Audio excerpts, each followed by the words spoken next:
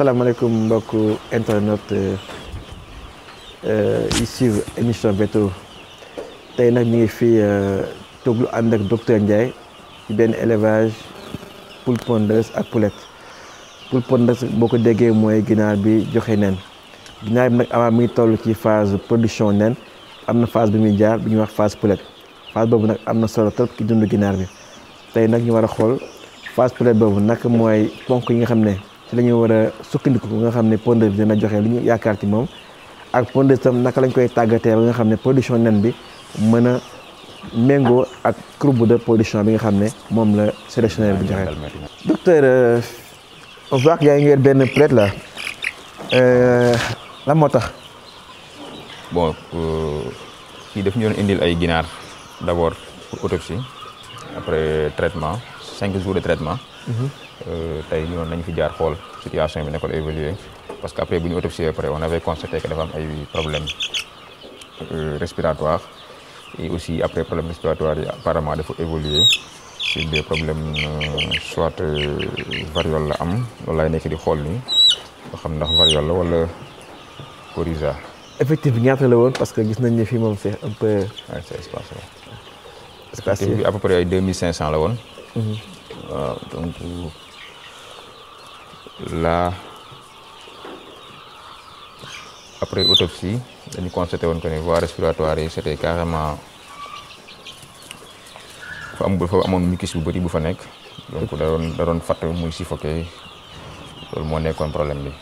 ok donc on avait suspecté H9 bi lañu jàppoon ne moom moo fi nekk.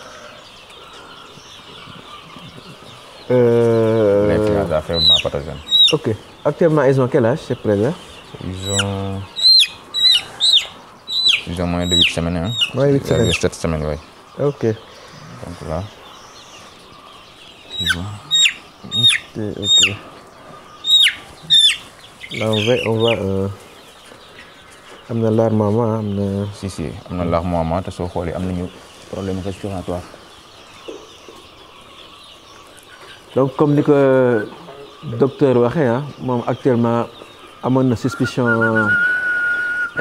influenza faiblement pathogène bon dafa ñëwaat tey ci poulailler bi xool traitement bu mu leen joxoon comment ça évoluer ba pare tam bi mu ñëwee def na constat que am na peut-être un début de variole donc c'est la nekk di xool ni poulette bi par rapport aux symptômes bon di leen rappeler que fii poulette yi bu ñu xoolee litière bi coque d'arachide la litière nag mooy fi ginaar yi war a nekk litière yi am na coque d'arachide am na copeaux de bois am na paille de riz litière bi fi la ginaar bi war a nekk donc taamu nañ ci mu nooy mu mën a ŋàcc ba pare mu am benn genre épaisseur gis nañ ne docteur neen effectif au départ 2500 la woon gis nañ tam docteur fii tam ñoom dañuy wàccee carrément toile yi lan moo ko waral ñoom. waaw dañuy wàcc toile yi souvent pour éviter lumière du jour bi. parce que comme phase poulette la ñu nekk lumière du jour bi su duggee rek des fois mën na déclencher ay piquage donc piquage boobu ñuy def ci période bii nii baaxul mooy waral des fois ñuy garder kii bi mu sombre moo tax ñuy wàccee bâche yi quoi. mais lu ñuy recommander ki gérer poulailler bi rek mooy de temps en temps muy aéré parce que plus muy aéré plus muy am renouvellement d'air bi dina tax ginaar yi mën a gën a respirer en même temps aussi dina tax évacuation ammoniaque bi nekk ci poulailler bi. waaw phase poulette moom c'est très délicat pour éleveurs yi je vois que ne chaque fois il est très difficile pour éleveurs yi ñu élever phase poulette ba dugg pont te amuñu problème que ce soit gumbaro que ce soit problème influenza bu ñu nekk di dund nii wala variole bi wala coryza bi c'est très très très fréquent parce que souvent aussi seen promiscuité bu ñuy am avec les sujets adultes day tax ba. day environnement bu ñu leen di bëgg a élever day difficile pour ñoom. donc souvent constat bi ñu ciy def mooy que ne à chaque fois que ñu démarrer les poussins rek. balaa muy dem entrer en ponte moom chaque fois dañuy am problème donc dama leen di wax rek ku ko ci nar a def soo mënee am un endroit bien isolé. c'est l'idéal vraiment soo ko mënul am nga jéem a jënd prêt-à-ponte moo tane parce que aussi ça sert à rien de se retrouver avec 50% ou 40% de mortalité avant de entrer en ponte. C'est difficile parce que aussi, après, non seulement des pertes économiques, mais tu te retrouves avec des problèmes parce que le bâtiment, bien prévoir on def ce plate il y a poussin yi démarrer non. Par exemple, on préparer pour 3000, on démarrer 5000, tu te retrouves à la fin avec 1500. Donc tu immobilises un bâtiment de 3000 pour 1500 sujets. Économiquement, c'est pas rentable parce que tu dois amortir ce bâtiment et tout. Bien sûr. So, tu défoules ce que tu dois faire, une perte là, quoi.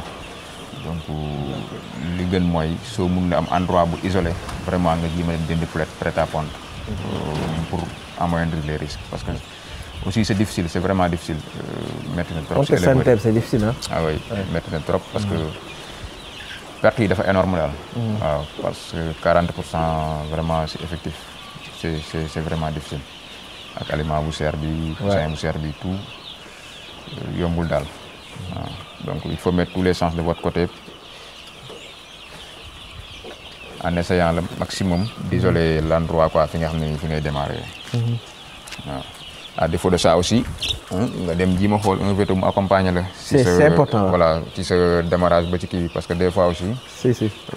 Ça pêche là-bas quoi parce que ñi nga xamante ni dañ leen di accompagner. Des fois ils s'en sortent mieux que ñi nga xam ne accompagner wuñ leen. C'est important. Peut-être que mën nañu am les bonnes dates et tout.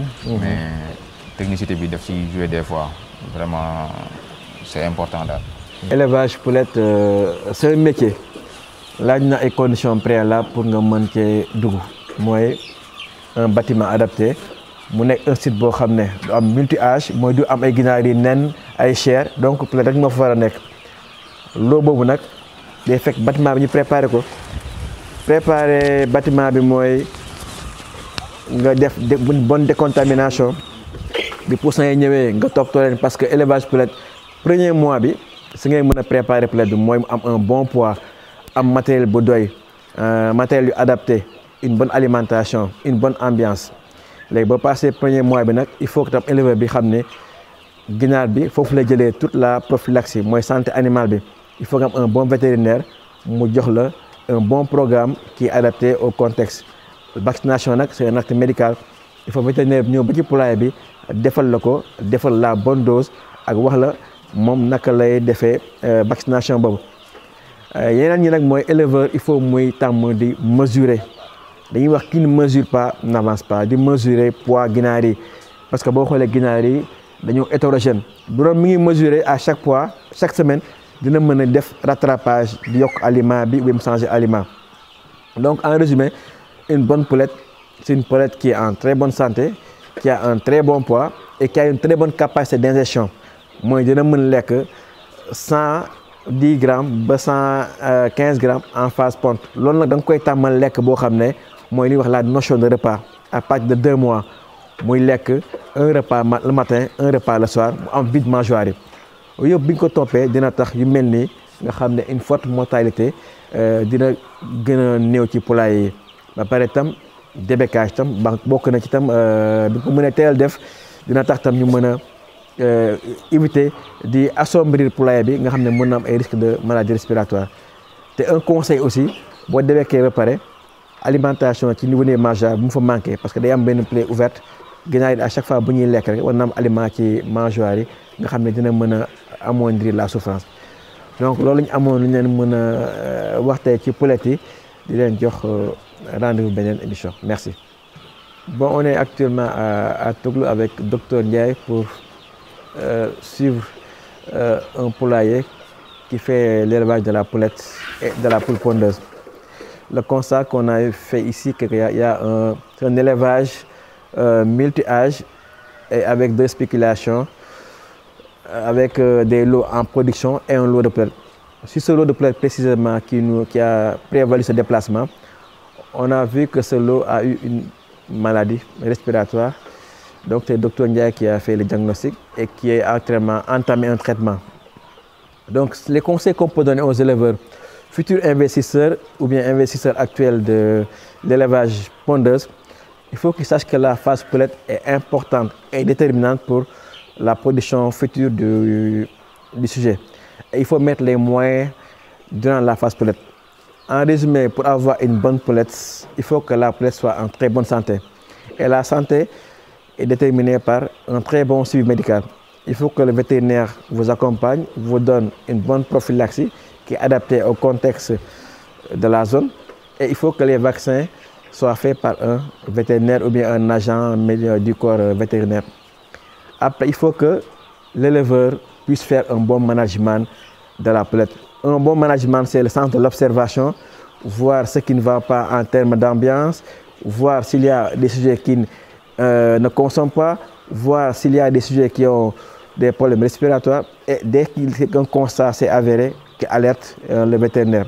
Il faut aussi mesurer la consommation d'aliments journalière par sujet, mesurer la consommation d'eau par sujet, parce que ces mesures-là vont permettre d'avoir des sujets précis et d'être tout le temps en alerte et d'avoir un tableau de bord précis.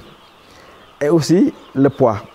Le poids est important pour déterminer aussi une bonne qualité de pondeuse et l'homogénéité. Je pense qu'en résumé, si on prend en compte tous ces paramètres-là, avoir un bon poids, avoir une bonne homogénéité, avoir une poulette qui est en bonne santé, ça vous permettra à vous, éleveurs, d'avoir une pondeuse qui va avoir une très bonne production et qui répondra à vos attentes. Je vous remercie sur ce et vous donnera.